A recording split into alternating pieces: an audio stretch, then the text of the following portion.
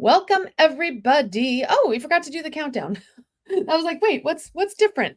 All right, usually we do a countdown. Today I forgot. Guess what? Woohoo! But we're going to be talking Bad Batch because it's all around us. So welcome. I hope you guys have seen the series finale of the Bad Batch because we're going to spoil everything. So just FYI.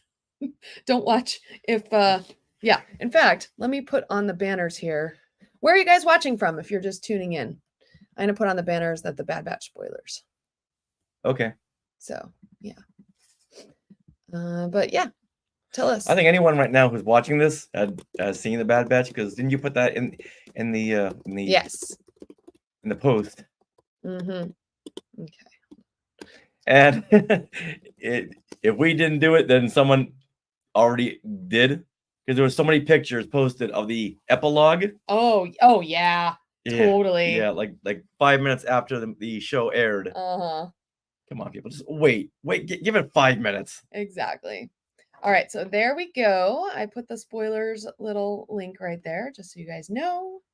And yeah, does that seem good? Yeah. Okay. Perfect. So maybe let's, for the wraparound, let's not have the border, and then we can cut into the border. Okay. Or should we do the different border? Okay, yeah. Okay. That works too. That is a good idea. All right. Thank you for bearing with us, Skywalkers, as we set this up. There we go. Okay, perfect. Better? Yeah. Okay, and then I'll take off the little this for now, since we won't be doing spoilers. And then when we start the Bad Batch discussion, we will do that. All righty. Yeah. All right. So this is recording. I'm going to hit record right here. Oh, yeah. Get that ready. I'm going to hit record right here. All right. Record. We are recording there. Oh, and we have some people commenting. Oh, Glenn. Okay. Glenn. Wesley would have watched the end first. Yeah. He likes to read books at the end too. And yeah. He pulled a Billy Crystal from When Harry Met Sally. Yes. Mm-hmm. What are you doing? Just finishing a book. They can't handle it. No. I like I could never do that. Oh my God. No. I was like, read a magazine from beginning to end person, even with the ads. Like I can't flip through to my favorite post. I have to read. Be a completionist. Yes. I get it. All right. I get it. All right. Are we ready? Okay, but who's gonna do the clappy claps? I'm gonna do it. I'm the general today. Okay, you go ahead. Here we go. This is what you can look forward to on episode 463 of Skywalking Through Neverland. Hey, Skywalkers! Another chapter has closed on another great Star Wars animated series. Well, we are here to help with the closure, but first, we want to welcome you back to Skywalking Through Neverland. I am Richard Woloski. Now, everyone, please say hello to the princess, the general, my sweetie wife, Sarah. Oh, thank you. I love that introduction, sweetie. Really? Okay, yes. Good, because that just came to me. That's because I'm wearing my Hoth Leia, what is this, vest. Is that her universe vest? I believe so, although I did get it at the Disney store back when the Disney stores were still in malls. Do you remember that? Yeah, so it's a Disney store item. Okay. Yeah, but it might be her universe because they go both places. Yeah. All right. Well, Skywalkers, we are your enthusiastic podcast destination for the many decades of your Star Wars, Disney, and Marvel and pop culture fandom. So it's time for your weekly Wookiee hug and your little sprinkle of pixie dust for our family of Skywalkers. Now we are recording live now on the Skywalking Through Neverland YouTube channel. So if you haven't already, please subscribe for notifications, and subscribing really helps out. And Richard, how many subscribers do we have? Well, last week we put out the call. I think we wanted to get to 8860, was it? 8,860? Yes. Okay. Yes. Now we have 8865. Oh, yay!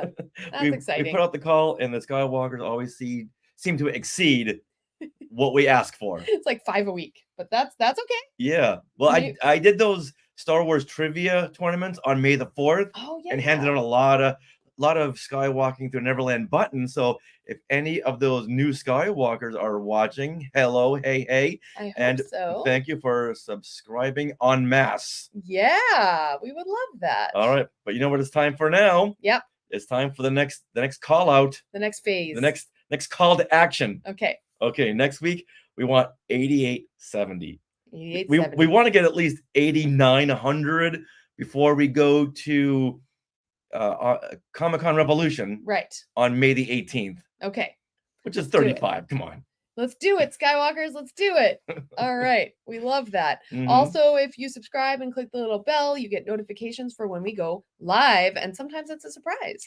Like today, we gave you an hour notice. Yeah, last week we gave you no notice. Yeah. So consider this a step up. Yeah, that's right. But always, we have our things we want to share, our live stream. We try to do that every Monday at 6 p.m. Yeah. And if it's not Mondays, it's Tuesday or Sunday at 6 p.m. Pacific. Last week we talked a lot about the May the 4th weekend and what we all did. And everyone was sharing great stories about seeing the Phantom Menace Yeah. and its 25th anniversary release. We also showed off some goodies we got for May the 4th. Mhm. And that was really fun. And you guys did too. All right, you know what I want to show off right now? What? The fact that we are being sponsored by Small World Vacations. That's right. And they are a diamond level Disney vacation planner travel agency that can help you book your trip to a Disney park around the world or on a Disney cruise. And best of all, the service is free of charge. So head over there to smallworldvacations.com for a no obligation price quote and tell them Skywalking Through Neverland sent you. Now, in this episode, we are breaking down The Cavalry Has Arrived, the season and series finale of Star Wars The Bad Batch. Was it everything you expected? And where do our favorite dysfunctional clones go from here? And when will we see Omega again? There's a big discussion coming right up. But first, we have to discuss where we're recording. Where we're recording. But first, we've got to discuss where we are recording from. Guess where? Same place, Long Beach, California. Yes. Yeah, during the summertime, sometimes we'll record outside the Long Beach studio. That's true. So I can't wait for those to happen. Sometimes we'll record on the beach.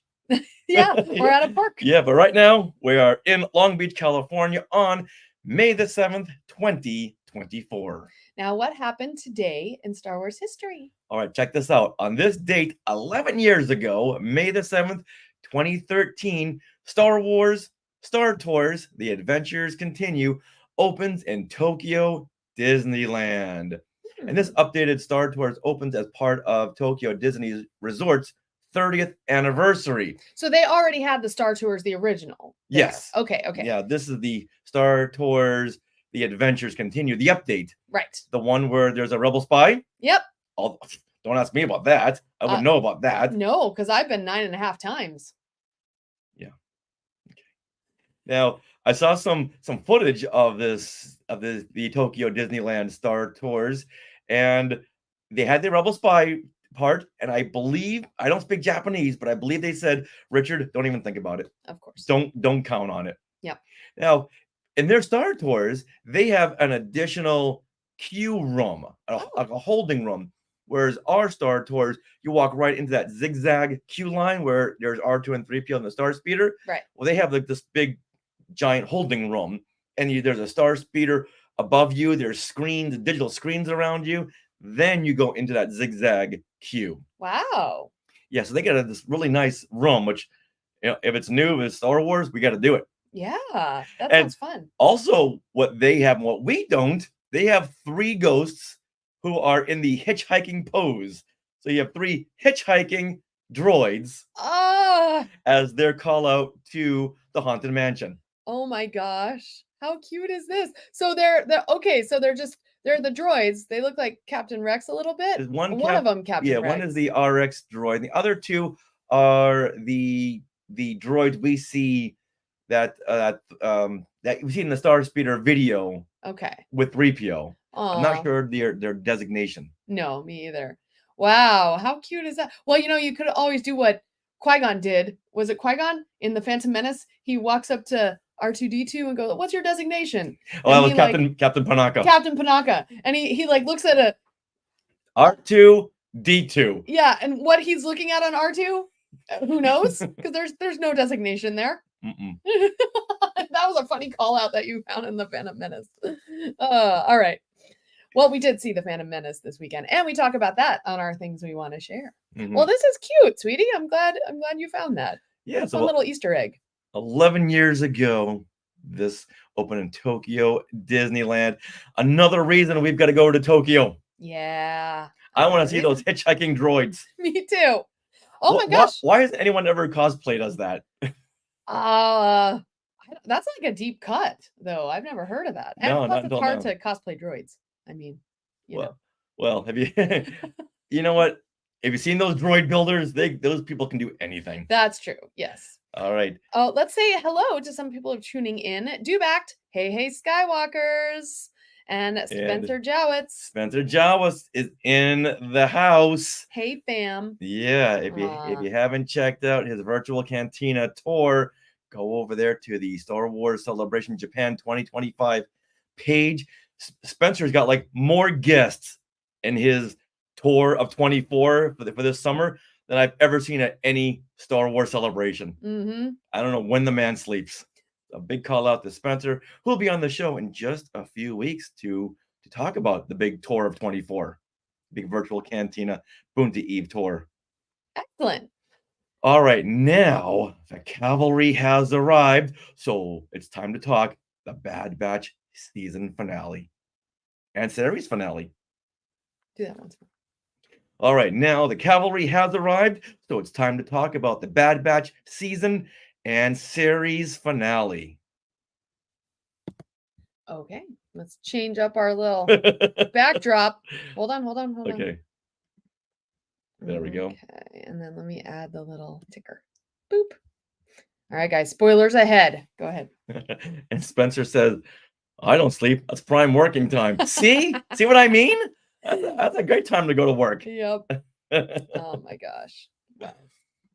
All right, so we'll be talking about the Bad Batch. So if anyone has any comments, please, we got a lot of topics. Yes. So please help out Chime in the Sky Chat and let us know your opinion. Mm-hmm. Okay. Okay, do you want to start us off? Sure. Oh my gosh, we have another animated series finale. I think Lucasfilm really pulls out all the stops for these. Oh, they sure do.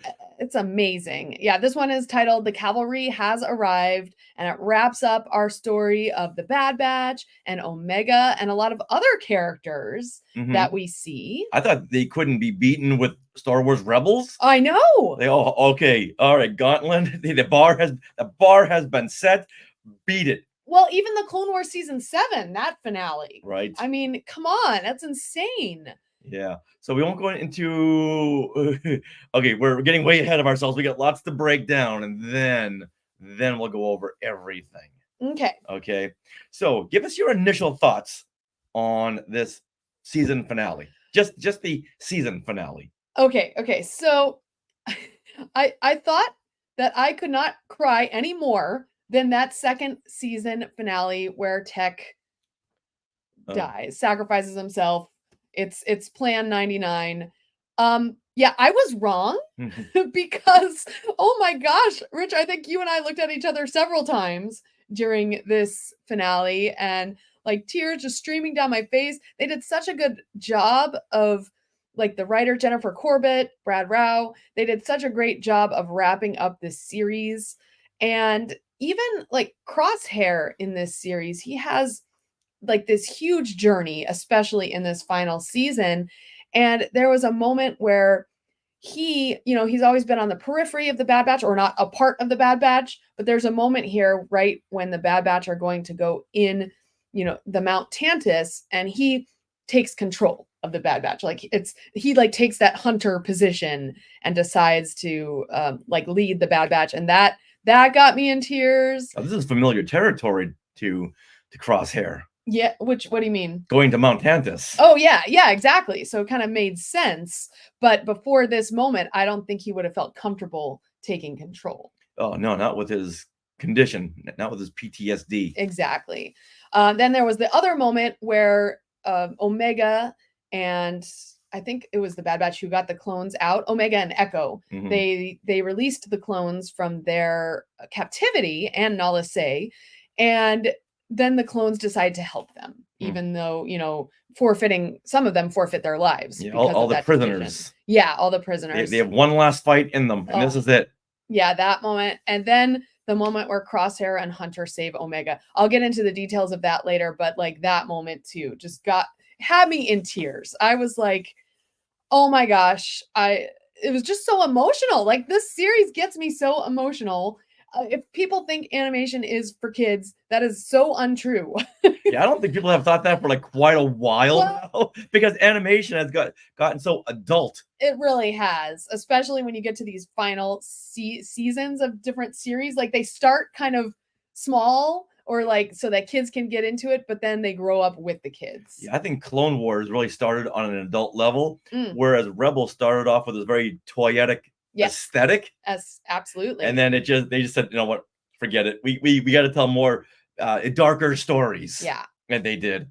yeah, yeah. So And same with this too. Well, this Go ahead. started off with Omega, and going back a couple of years, I remember a lot of people saying, "We did this with the Clone Wars. We're good," but Oh yeah, they didn't really introduce Omega into the marketing for a while, so no one had any expectations about how to connect with this. right. But connecting through a child, seeing it through her eyes, is always a great way to look at something like war Mm, on another level instead of just fight, fight, fight, fight, fight.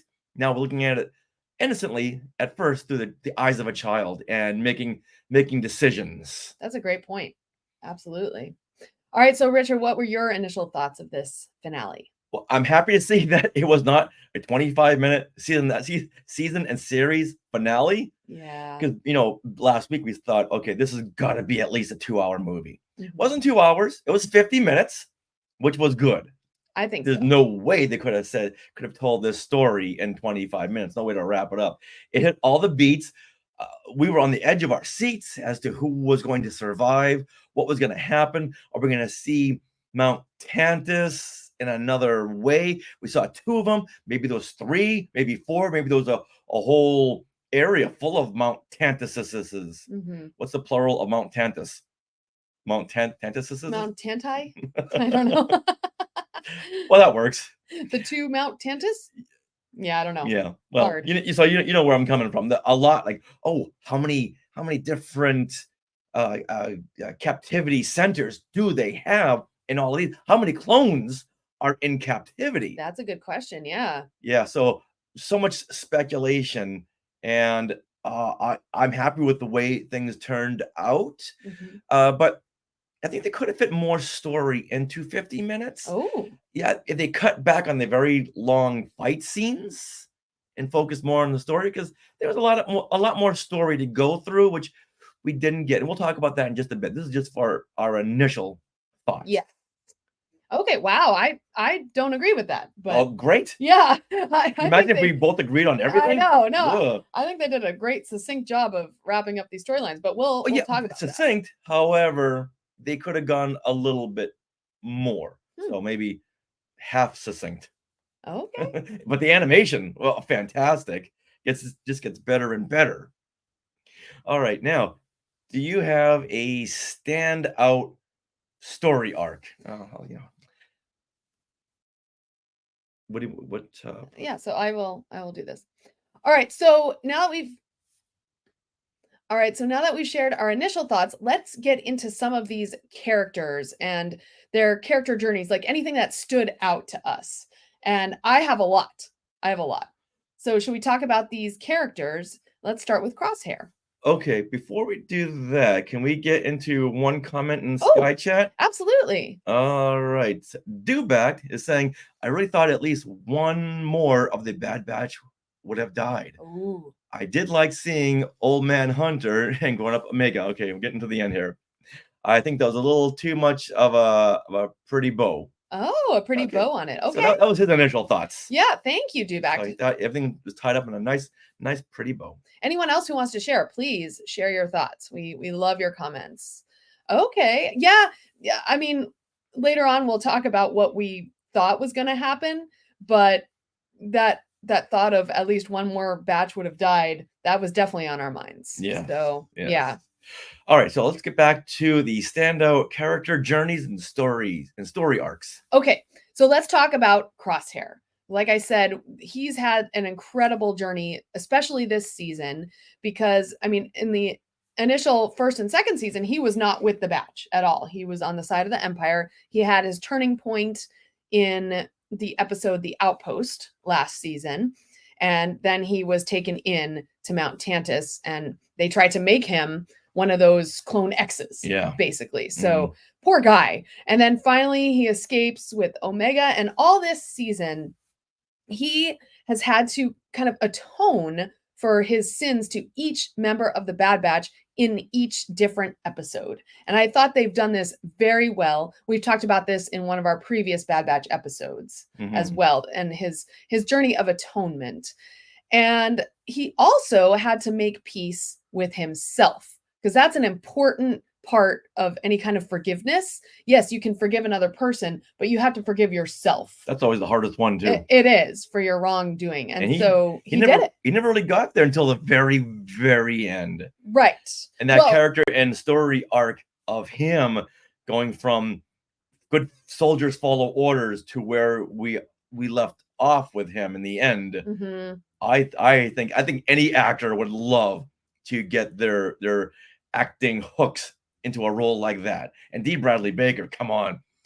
Give this man an Oscar. Yeah. Even though it's on television, this man deserves a Nobel Peace Prize. An Emmy, perhaps? But yeah. Yes. You know what? No, a statue. Let's erect a statue of D. Bradley Baker and put it in the middle of Hollywood. Did such a great job. And for Crosshair, I mean, in this finale, he really takes what he's learned and all those character beats, and he steps up to be the leader of the Bad Batch. And also, when he's fighting the Clone X's, he loses that hand that was shaking, that was holding him back.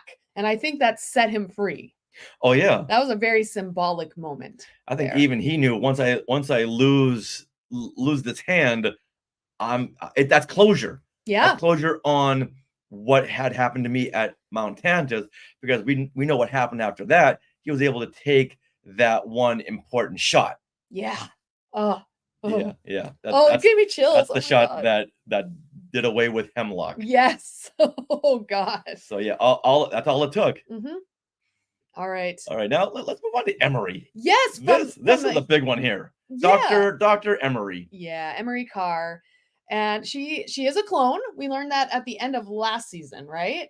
Yeah. And she has her goggles. You know, she has her brown eyes, like brown eyes of Tech, but they're in under these goggles. And she had this small role, but I feel like her character journey was dealt with really well in this season, and really succinctly, because she starts out, she's just kind of doing her job. She has her blinders on. She's seeing the world through goggles that the Empire has given her, and very, very geometric goggles. Very geometric, very small-minded. And her world is opened up when Omega is put in captivity and kind of under her charge. It's like, oh, this is a clone. She has her own sense of self. She does what she wants. Emery learns from Omega, I think, a lot. Emery wants to be what Omega is. Yes. And that's someone who's free to use her own judgment skills. Yeah. In a free world. Yeah. And not just be with her blinders on. Right. But having been at Tipoca City. Yeah. On Camino so long, and then here, this is all she knows. Yeah. But then she sees Omega, and her whole world has opened up, and she knows, oh, there is an option of freedom. Yeah. I want that. And then when she is brought into the Project Necromancer program and shown that, oh, they're holding kids in captivity. Oh, okay. Here. That was her. Yeah. Kids and animals. Yeah. Yeah. That was her breaking point. It's like, okay, no, we got to help these out. So I love that moment when Emery meets Tech. I think it was in the previous episode from this finale. Tech is like infiltrated the base, and Emery catches him in the room. Oh, Echo. Echo, I'm sorry. Okay. Echo has entered the base. No. Did I miss this episode? No, it's Echo. Echo Echo. had entered the base. Right. And Emery's the one who catches him and is like, well, we're gonna really need your help if we're gonna help those children. You know, like Yeah. it was so. Well, Oh my gosh. that was a great scene for her because she had recognized Echo even in Yeah. the trooper armor because of his hand Yep. or the contraption Non-hand. that is on his wrist. Yeah.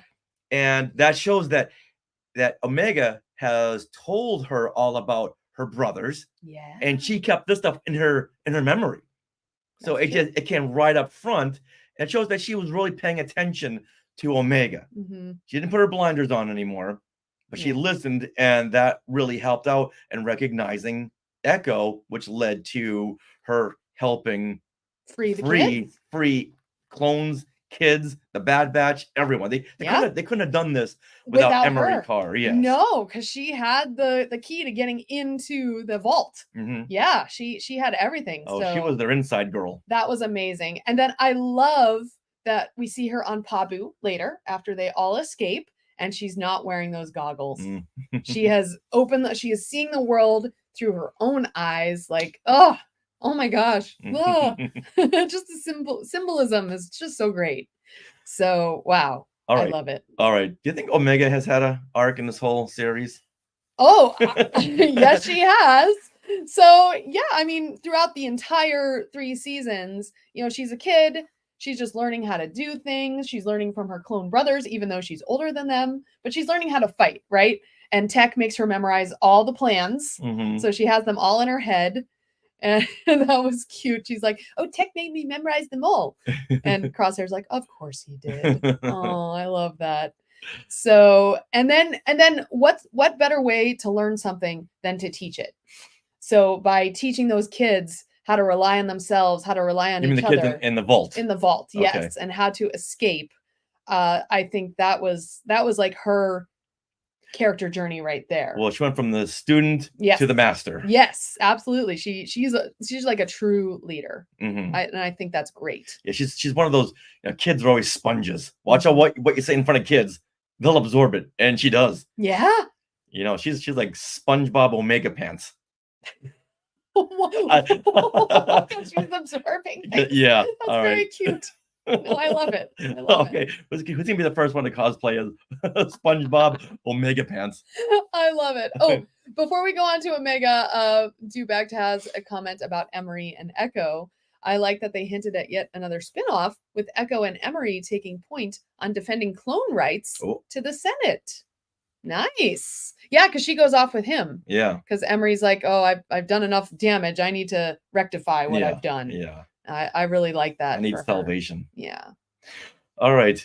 I want to talk about Nala Se. Okay. First of all, Omega in that epilogue, you know, we find out like she becomes really a true leader. And she's ready to take on the world, the whole empire herself. Oh, yeah.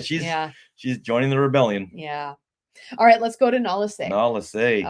Yeah, she is willing to risk her life to protect Omega and to keep the Empire from progressing on Project Necromancer. Yeah. She knows what's going on. And she's gonna take those secrets to the grave, and she does.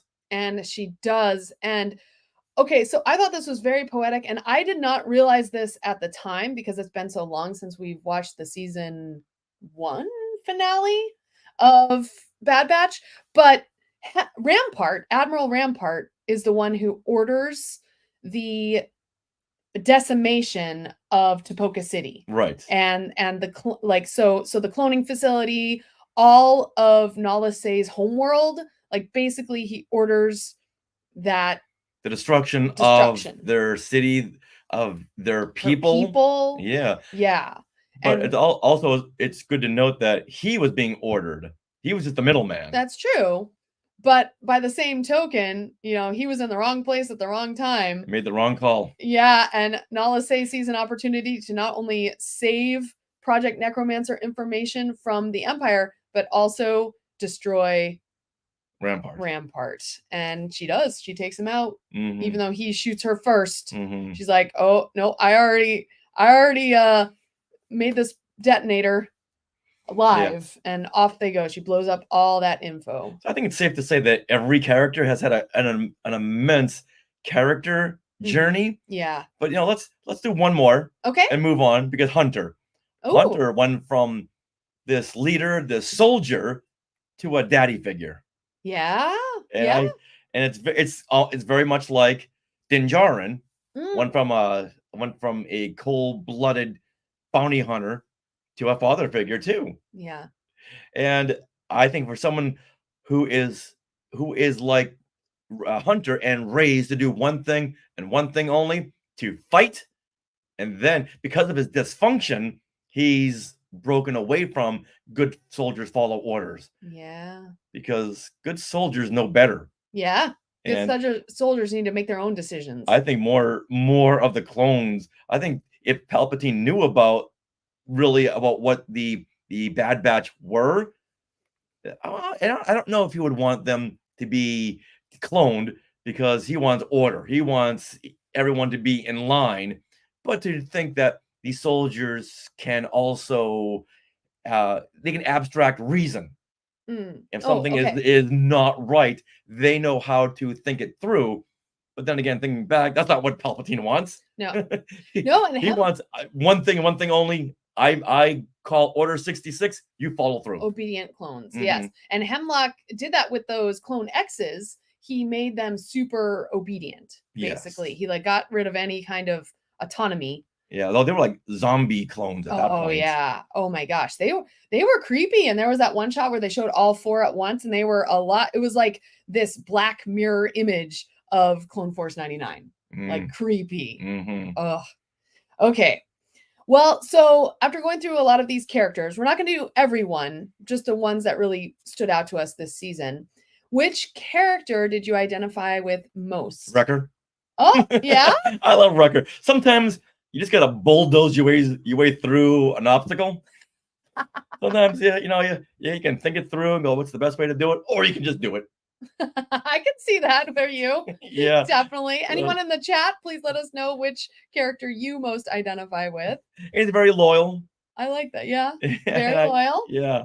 Okay. So I would go with the Wrecker. How about you?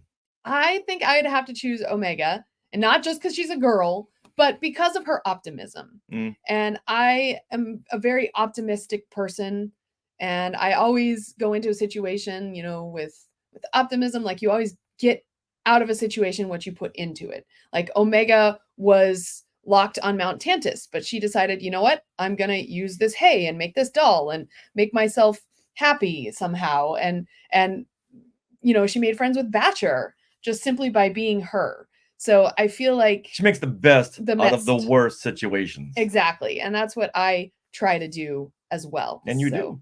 Oh, thank you. Yeah. All right. Do you know what else you do the best of? Yes. It was really bad grammar, but I was trying to make a segue. Another thing that you are really good at is breaking down music. Yes. So in this season, the series finale, well, first of all, in this season, there has been lots and lots of like electronic music and techno music, especially when it comes to Mount Tantus. We hear a lot more of that when we see those clone X's. Oh, yeah. 4 of those.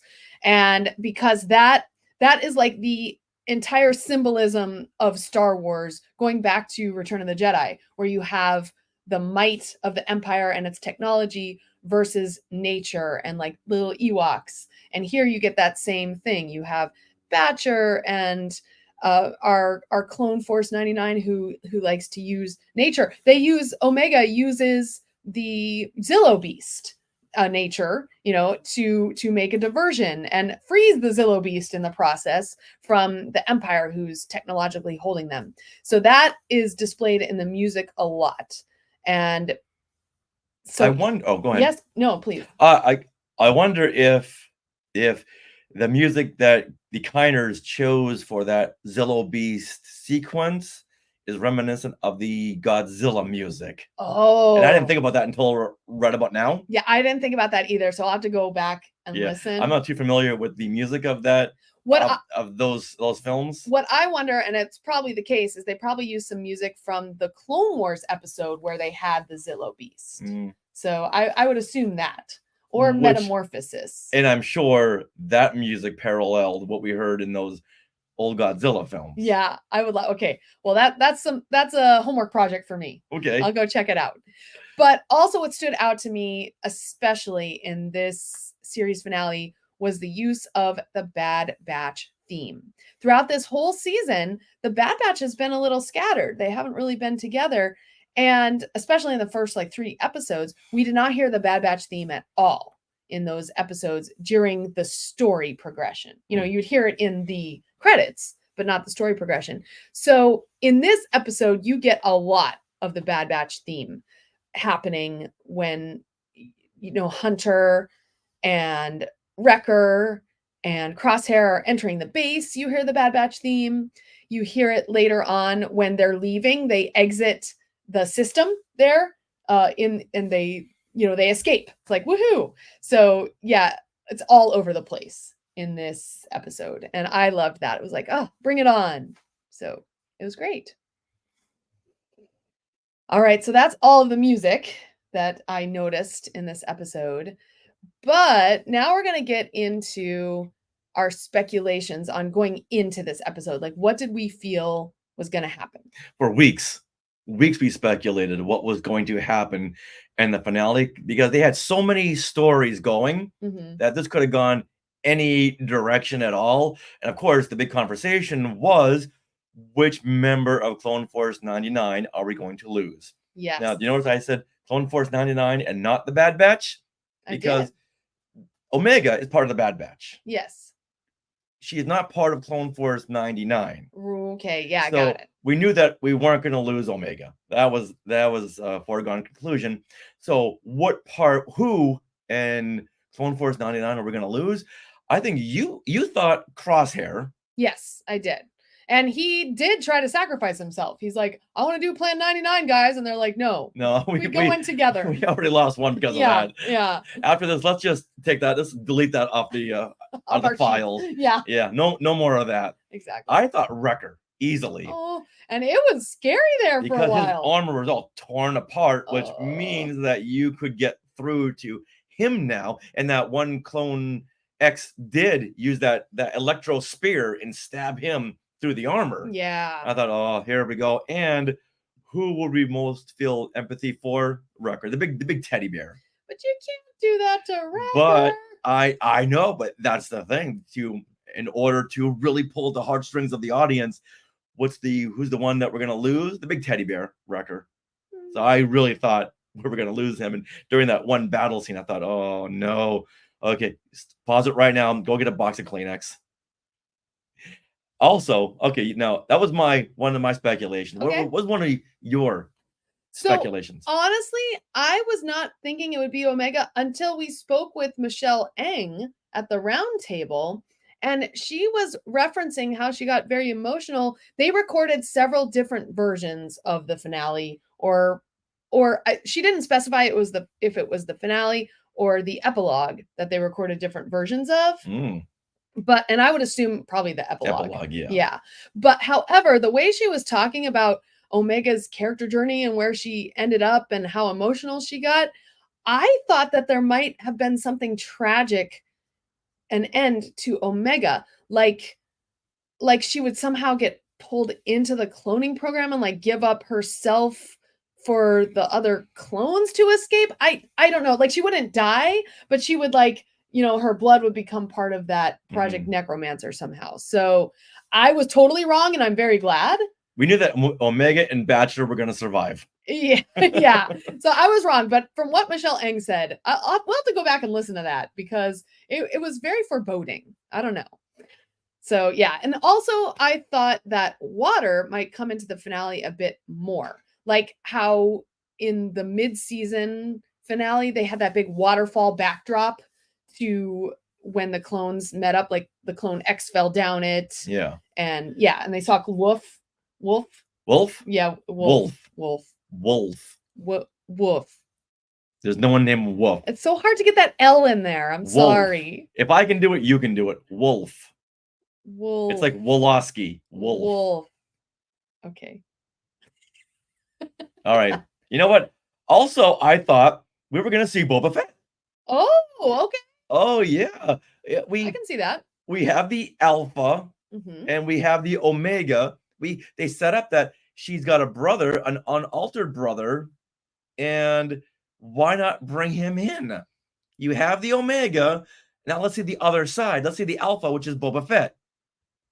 And I don't know why they didn't bring him into this. Okay. I think it Yeah. just wasn't his story. It wasn't, but then why bring it up earlier? We're Okay. talking about the unaltered clones. Right.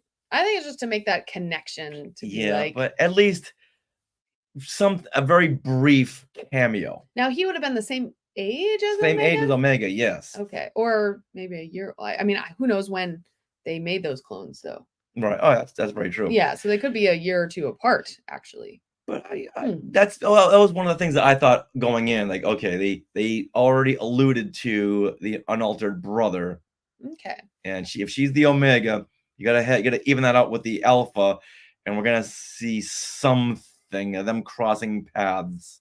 Okay. It's Dave Filoni, so I didn't put it past him. Yeah. Yeah. We see a lot of characters. I mean, heck, we got what's her name We got back? Asajj Ventress, we got Ventress. Cad Bane. Why not? Fennec Shand. Yeah, why not Yeah. Boba Fett?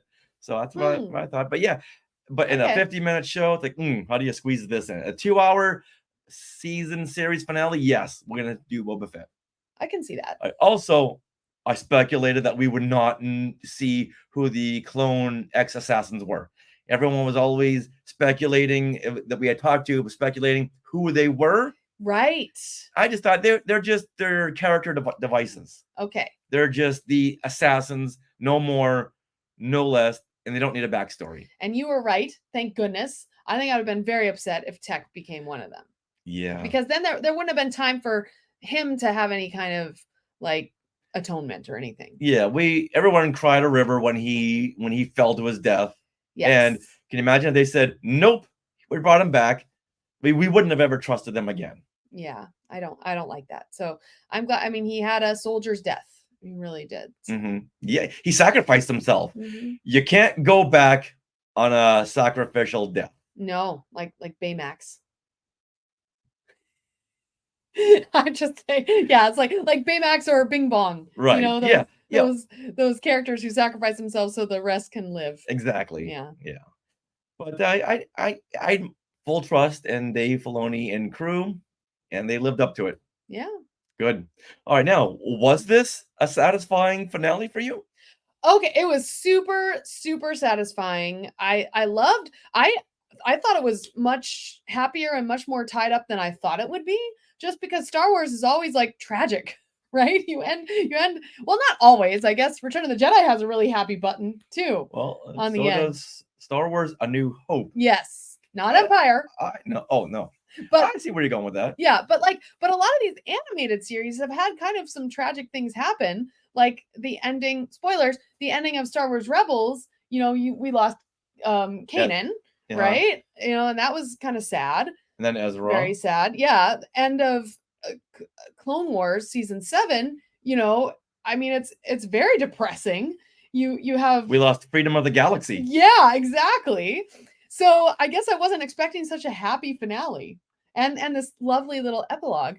But I do have one little nitpick, and that is that I wish Batcher had a bigger part in these final 3 episodes. She was just left on Pabu and didn't really have a place in the finale or a journey. Like she could have made friends with that Zillo beast, like let him off, you know? Like I feel like Batcher would have been a fun addition, and she really became part of the Bad Batch in the first half of the season, but then she was left to the wayside in the second half. Yeah, I can see that, just because they wouldn't bring Batcher to such a dangerous mission like this. Yeah, but it's her planet. Like she knows the landscape. She knows the territory. I don't know. She could have rallied the other hounds. The other Lucras. Yeah, the other Lurkas. Yeah, the other Lurkas, and like they could have rampaged through the facility, Okay. like nature versus technology Yeah, again. Like alright. I would have liked that. So Mhm. if they had made a little longer Even if they finale, said, "Okay, Bachelor, you stay here, okay? We'll be back soon," and then she just snuck upon the yeah, set. exactly. No, I'm gonna help. Woof, woof, woof. Yeah. Yeah. Now for me, I had a good time with it. However, once again, I thought we could have used more story in lieu of the longer fight scenes, and I was very ambivalent at the very end when it was you get this nice shot, this nice family portrait as the camera backs away, and Hunter saying, "All right, now we can be anything we want to be," and fade to black. That all right, fine. But then they came up with the epilogue. I thought, okay, this is where I flipped the script and changed my mind Oh, okay. because it now shows us what can be, Yes. not just so tied up, but now we're opening up a whole new door with Omega leaving. Okay. Yeah. And Yeah. that's why I thought, okay, this was a great ending to a great series. You know why? Because Star Wars is all about hope, and that gave you hope for the Mhm. future and like possibilities, Mhm. right? I think that's neat. Well, do you want to let's go into the epilogue now that we're here? Okay. Okay. Sure. And All we'll right. come back around. Okay. Yeah. So Okay. I'm very happy with that, and it really needed that. Oh, yes. Or else it would have just been too the bow would have been tied up too perfectly. Like Dubach hints at, right? Dubach had said that it was too much of a little bow. Yeah, too much of a perfect bow. Interesting. hmm But And now then I got to ask, how many years do you think it was between that fade out to that family portrait moment to the tag? I would think it would have been about 10 years. That's what I'm thinking. Yeah. She's early 20s, I would Yeah, you would speculate. say what? She's like 10, maybe 10, 11. 11? Yeah. Because at the beginning of this season, her hair did grow, which shows a time progression. It was about 6 months. Yeah. So Yeah. maybe, I would say she's like 21 here. Yeah. So about 10 years. Definitely. And looks like the years had really caught up to Hunter. Yeah. He looked a little bit much older. Well, they age faster. The clones, his clones. Oh, very true. They do age like twice as fast or something. Yeah, like, that's a good point. So yeah. that 10 years could have been like 20 or 30 to him. Exactly. Yeah. So he did look very aged, very grizzled, but still very cool. Very cool. Hunter needs to look cool. Oh, and he does. Yeah. But now it begs the question, when are we getting this Omega spinoff? Yes. Her joining the rebellion? Okay, like a Rogue Squadron, like series where she's like in charge of the squadron, like the X-Wing squadron. Like I would freaking love that. I could see that. Because Tech taught her to fly, and to bring that forward, it's like Tech is back. Oh, no, yeah, this would be like the Rangers of the New Republic was supposed to be the spinoff of Mandalorian. Let's make it Omega. This could be the Omega series. Let's do it. Her in charge of the Rogue Squadron. Now that there's a little chatter about Patty Jenkins going back to since she's not doing Wonder Woman, she's coming back to Star Wars. I'm so excited. Let's do it. I want to do it. An X-Wing squadron with Omega. Okay. That would be really cool. Come on. You got to make this happen. So we're all in agreement. We have not seen the last of Omega. No. I think we'll definitely get cameos, but I hope more. She's too good a character to have just a cameo. We need more. Yes. Well, it should have really ended with Omega will return. Like we do in the Avengers. Oh, yeah. Like Iron Man will return. Yeah. Superman will return. Yeah. Well, in general, I love epilogues because like after the height and excitement of a climax of a series or a book or anything that you've been long invested in, the epilogue is like this nice moment where it's more of there's no climax there. It's just like, it's like easing you out of the story. It's giving you something to think about and speculate on, and it's softly leaving you with thoughts on what you've just experienced. And it like brings your heart rate down. It's like a good moment to do that. So I love epilogues. I'm so glad they had that. And it shows that these characters will continue. Now, Clone Force 99, their story has been told. Yes. We're done with them. I think they wrapped that up, but yes, but now Omega has. However, asterisk, I wish they had told what happened with Hair. Mm. They did mention them, so we know they're Yes. still with us. Yes. But why not put them in the epilogue?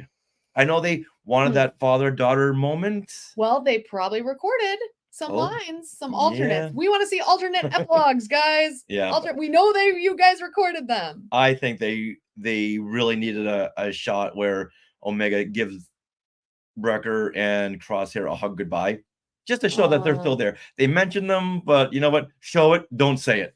Okay. Okay. Now, was there anything that was dissatisfying to you? Um, no, I think we went through that. Mm-hmm. Yeah. All Was right. there anything that was dissatisfying for you? Okay. All right. So we've been over this series, we've been over the epilogue, but is there any other episodes that really stood out this season for you? I'm gonna say episode 4, a different approach.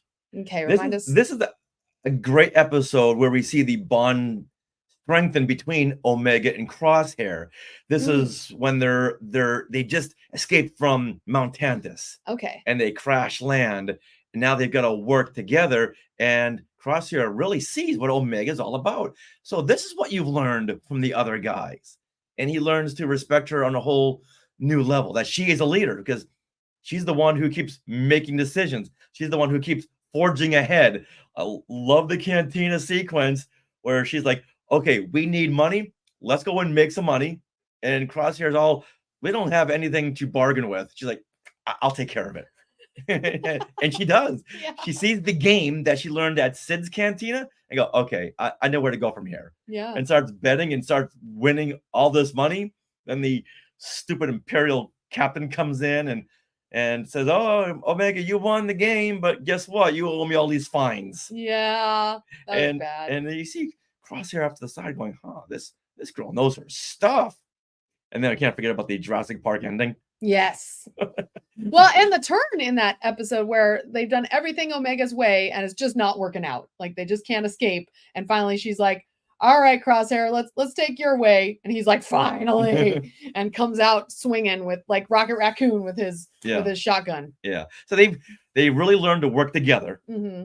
And in the end, they succeed because each one can compromise to the other one. And once again, that Jurassic Park ending where all those void creatures that we saw in the Clone Wars are all running through the hangar. Like Gallimimus. And and then what is that one creature that pulls that Imperial captain? Oh, the Rathtar. In the shadows. That's a Rathtar. It's a Rathtar.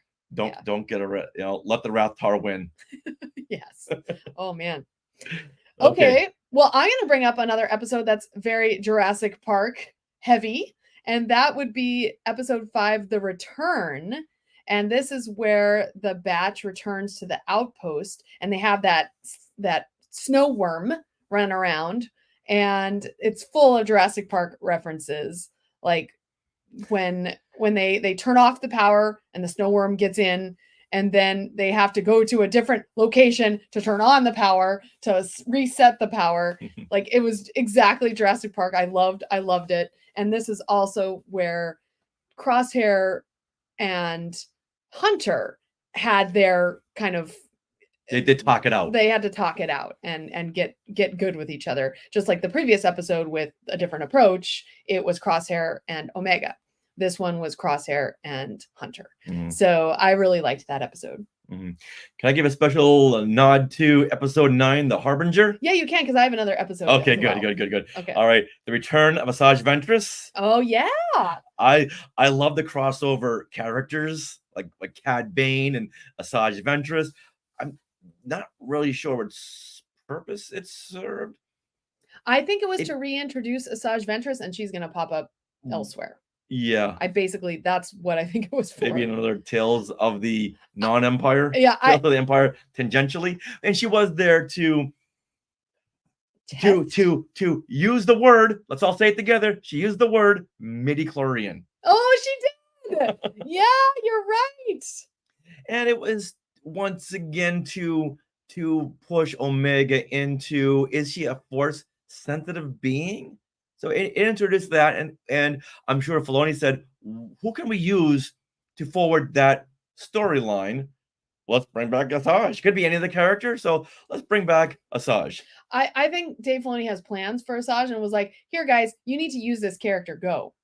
Like I feel like she's coming back somewhere. I hope she does. Because also Tales of the Empire reintroduced Morgan Elsbeth, who's a Night Sister as well, and brought us to the planet Dathomir. So there's these little nuggets that are hidden, and us people who are crazy and watch all the Star Wars things are going to be very satisfied when she comes back in a big way. So they're like building to like a Night Sister movie. Absolutely.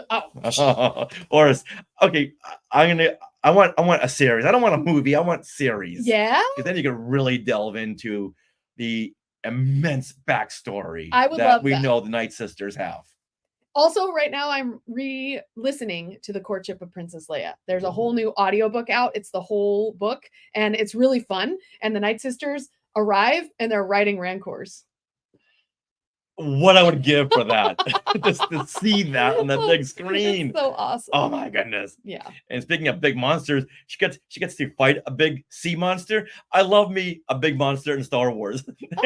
It calls back to the quote that Wrecker said, "Why is there always a big monster?"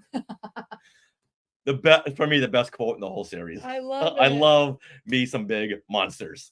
Then I can see why you like that episode. And also Ventress in that episode teases, she says, "Oh, I've still got a few lives left." Yeah. So yeah, she's Asajj Night Sister Ventress magic will return. Yeah, that's exactly what that quote was for.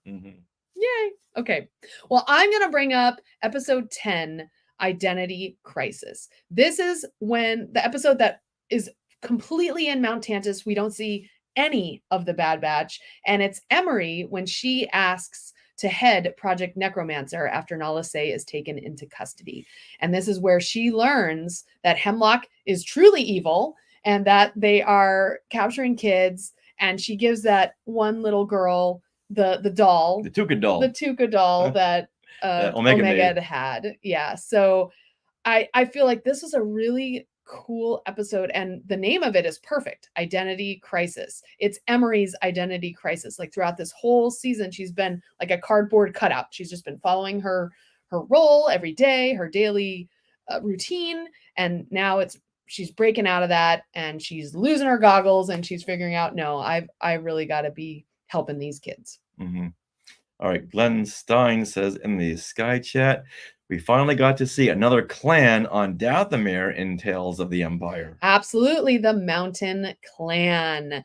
And I'm looking forward to it because in The Courtship of Princess Leia, Trisha Barr had mentioned that there is a Mountain Clan in there. Oh. Yes. Oh. So I'm going to read. She said it's not exactly like it's portrayed here in Tales of the Empire, but I just wanted to see where that went and all these different clans on Dathomir. So great. Yeah. Now we know that all these series, they're not just standalone series. They're all going to tie in somehow. Oh yeah. How do you think the Bad Batch will tie into upcoming movies or TV shows? Okay, so I saw a rumor. This is not my idea, but I just saw it. A rumor that Omega might appear in Skeleton Crew, which is the live action series, as played by Carrie Condon. And she's an Irish actress. She's in Better Call Saul. She's Mike Ehrmantraut's daughter-in-law.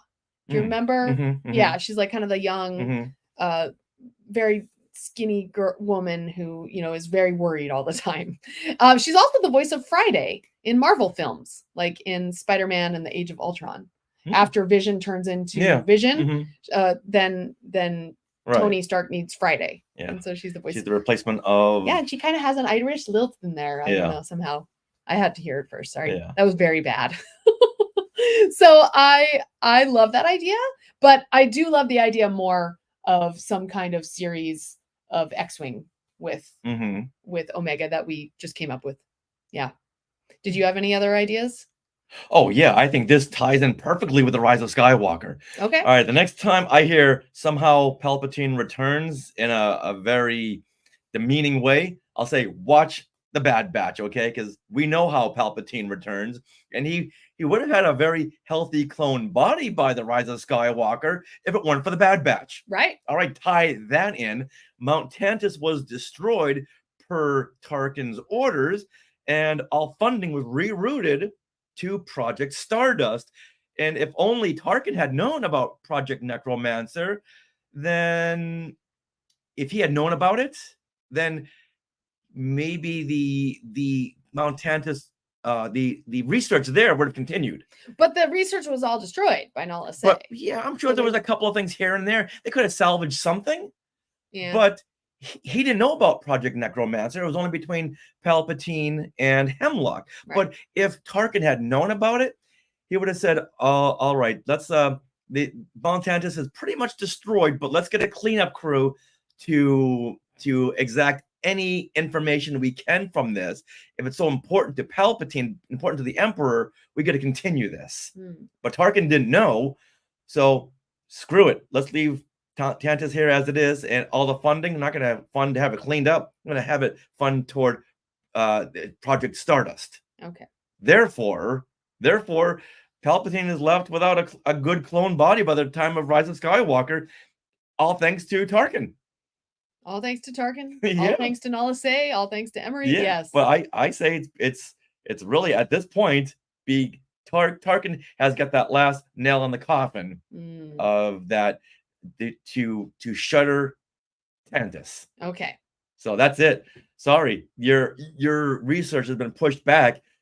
How many decades, Palpatine? Yeah. If you had just communication is everything. If you just told me what was going on, well, then you'd be a nice thriving clone like we saw in Dark Empire. Yeah. Okay. Well, speaking of shuttered Mount Tantus, I love the idea that there's an abandoned Mount Tantus that maybe Thrawn will move into by the time of this Dave Filoni movie that's happening coming up. So you mean Mandalorian? Yeah, the Mandalorian and Grogu. Yes. Or the other Mandalorian movie. No, I guess Mandalorian and Grogu, because Thrawn is involved in that. I mean, it's got to be, because he comes back with the Ahsoka series. So yeah, I think that's cool. Maybe they go to Dathomir and are like, uh-oh, Dathomir's taken over by Asajj Ventress. We better find a new place. And they find Mount Tantus. I don't know. I'm speculating. I think that would open up a lot of doors to that cloning research, because it hasn't all been destroyed. You just need the right people to decipher it. Right. You can't just have anyone walk in there and go, oh yeah, I know where Nala Se left off. Let me get in here. I guess I'm connecting Thrawn with cloning and Mount Tantus because in the original Heir to the Empire series, that's what he was involved with. Mm-hmm. Yeah. Mm-hmm. Yeah. I'm not sure they would go back there. Who knows? Who knows? Yeah, you're right. But it's available. That's all I'm saying. It's there. It's there. It's there for the taking. Yes. So yeah, that would be a good tie-in. And we all know that Dave Filoni is very connected to that EU stuff. All the extended. Yeah. He knows enough about it where he can pick and choose. Yes, and he picks and chooses the best things, you guys. The best things. Just bringing Thrawn back and Rook and I love it. Mm-hmm. Okay. Woo. Now they did set up Project Necromancer, and I'm obsessed with this because it furthers what we see in the movies. And once again, I want people to stop saying and somehow Palpatine returned. Okay, they set it up. They're not gonna just let it dangle there. We're gonna see it again. We have to. It's too big of a part of the Star Wars Skywalker saga. I'm kind of with the somehow Palpatine returned people. I'm sorry. I'm on the side of it's a little silly. But to Poe and the Resistance, they don't know what the audience knows. I know. So, yeah, well, that's true. There is a way. We do know how Palpatine returns through the cloning, through Snoke, through his research. But Poe and the Resistance, they don't know about this. Maybe that was just a line that should have been cut because it opened up so many memes. It's true. Come on, we love memes. Yeah, I think it's very short-sighted. Okay, all right. Well, it's very short-sighted to say, oh, we need a big bad. Let's bring the Emperor back. Boop, and then the Rise of Skywalker. Somehow it happened. All right, that's yeah. And if you don't have the Emperor, who everyone loved the Emperor. Yes. So Oh, I why agree. not? He's a great big bad. And it really explains Snoke. Yeah. And there's a whole big discussion there on the sequels and which way they could have gone and should have gone, or are we happy with the way they are? I'm saying yes. All right. I'm saying they could have used work. All right, but this is not All our right. discussion for this week. We could really go into You know what? I'll go to the mat protecting the Star Wars sequel. and I'll be like, I want to see what the Mandoverse is gonna bring us. I hope they bring back Palpatine. Ah! Okay, I said it. I said it. All right, well, let's round out our Bad Batch discussion by talking about the animation. Oh my goodness. So oh, okay. Well, actually, let me bring up a point here from Dubact, who brings up that he saw a really cool parallel of the two aerial shots of Mount Tantus, and you see like the two rings, Mhm. and then you see Pabu in the water with the two rings surrounding it. And yeah, they both looked the same, but just very different in terms of the coloring It pretty and much the lighting. crystallizes what we saw in Return of the Jedi. You have the technology versus the organics. Absolutely. Couldn't have said it better myself. I love it. Yeah. So Star Wars has always been top notch in the animation series. Do you think this follows in the same regards as the Clone Wars, Star Wars Rebels, and even Star Wars Resistance? And Tales of the Empire. And Tales of the Empire. Yes. But I'm talking about long-term series in terms of animation, in terms of storytelling. Oh, absolutely. I think it does. Yeah, without a doubt. Yeah. Like, that's a silly question. I love it. You know what? Just like to put it out there. Yeah, I do. You never know. Sometimes you'll ask me a question thinking I'm going to go one way, but I go the other way. Yeah. All right. Well, are there any shots that you can think of right now that kind of stick out in your head?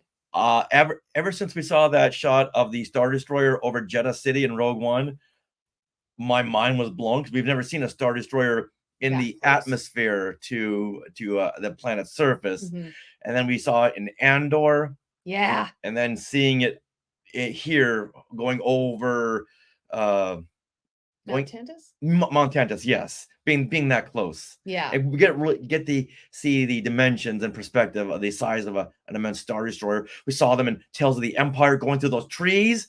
Oh my goodness. That was amazing. Yeah. And coming out of the fog, Mm-hmm. coming over the city on Corvus. Corvus, yes. Yeah. Yeah, and just all those big monsters. Let's have a Star Wars spin-off series of just big monsters. And they're animated just so well. How awesome was the shot of the Zillo Beast when he was in the Mount Tantus? He was gigantic. Like, he filled the screen totally. But then they showed the shot where he finally disappeared into the forest, and he was very small among the forest trees, looking a lot like the Brachiosauruses in Jurassic Park at night when it's the Brachiosaurus time and they're sleeping and their little heads come up out of the forest. Okay, I see where you're going. When Ellie the kids are like going making their Brachiosaurus sounds. And that's the same scene where the Brachiosaurus sneezes all over the kid. Yeah, it is. All right, let's move on. Yeah. All right, so we're all in agreement that this was a great series, a great addition to the Star Wars universe, and it leaves us wanting more, and that's what a good series does. It leaves us wanting an X-Wing Squadron Omega series. Coming soon to Disney Plus. Okay. Should I change the banner here? Yeah. Okay. Thank you guys for sticking with us. Oh, that's a fun conversation. Twitter? And now, if you're watching us via X or Twitter or whatever it is, for some reason we can't see your comments, but we do appreciate you watching because there's like over 60 of you watching. So thank you. Yeah, so the only comments we can see are from YouTube and Facebook. Yeah, yes. Glenn is on and YouTube. Stream whatever Twitch. Yeah, Twitch as well. Yeah. All right. And then that's it. Yeah, let's take and Spencer was earlier on Facebook. Yeah. Okay. Yeah, so if you're making comments on Twitter, sorry you can't see them. Okay. All right, well, we're going to wrap it up. Oh, let me get rid of this little scrolling thing. Boop. Okay. Here we go. Well, that wraps up episode 463 of Skywalking Through Neverland. We want to thank Disney and Lucasfilm for making such an incredible addition to the Star Wars universe. And we want to thank all you Skywalkers for joining us on this live recording. And this journey. Yeah, and putting comments in the Sky Chat. We want to thank everyone for subscribing to our YouTube channel. Yeah. So once again, we need 5 more by next week. Let's do it. That's the goal. 5 more subscribers. Yeah. So please subscribe, and you'll get notifications when we're going to go live next. You'll get the notification bell. You'll understand something. And that way you can join us, and we want to see your comments. Are you interested in our books? Autographed copies of Today in Star Wars History, Parts 1 and 2, and our interactive notebook are available now from skywalkingthroughneverland.com/book. Or if you're near Texas, near Houston, we will be there on Memorial Day weekend at Comic Palooza. And we'll also be in Ontario, California on May 18th. We'll have a few books with us there as well. Go to our skywalkingthroughneverland.com website for all the dates, all the specifics, and our Skywalking Through Neverland Facebook page. Mm-hmm. You'll see an event calendar there as well. And would you like to support Skywalking Through Neverland? Would you like your name shouted out every month? And would you like your name in the credits of every YouTube video? Well, you can consider supporting us through the Skywalking Force, which is our Patreon. You guys get all of those that we oh my gosh.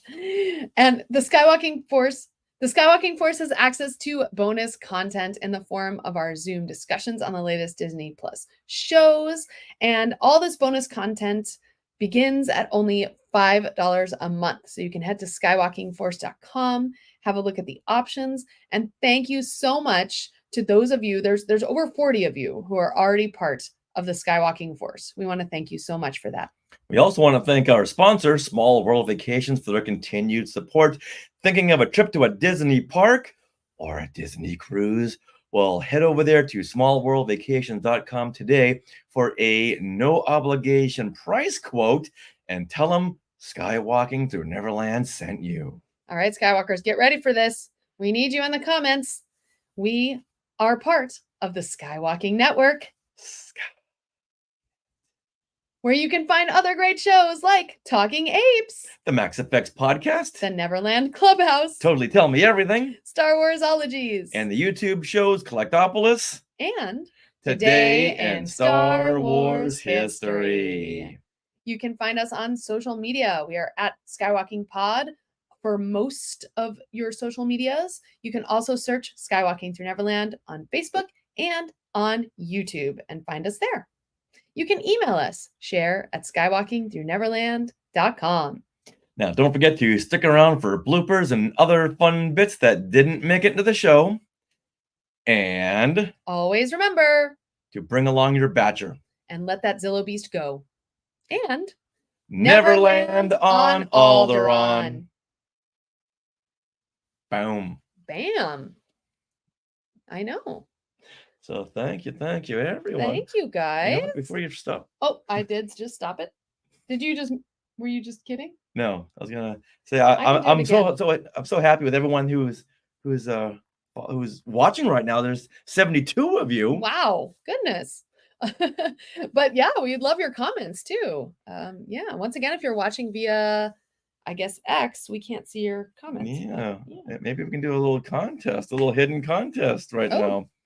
You know, if we want to, anyone who's watching right now, the first person who reaches out, we will send you a free copy of Skywalking Through Your Fandom.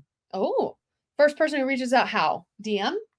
DM on which one? X or wherever? Yeah, either Instagram DM at Skywalking Pod. Okay. Just search at Skywalking Pod. First one who on Instagram. Okay. All right. Yeah. And then you'll get free Skywalking Through My Fandom. And you gotta say Skynet. Okay. Yeah. So DM us and say Skynet. Yes. Okay. as a thank you to all those who are watching right now. Yeah. All right. Well, look for that. And DM us your address. This is US only. Yes. Yeah. All right. DM us your address. US Okay. and Long Beach only. Okay. No. We're just the kidding. continental US. All right, Skywalkers. Well, thanks for watching. And we will talk to you later. And wow, our phone's blowing up. Yay. Thank you, guys. See us next week, Mondays at 6 p.m. for our live stream. Okay.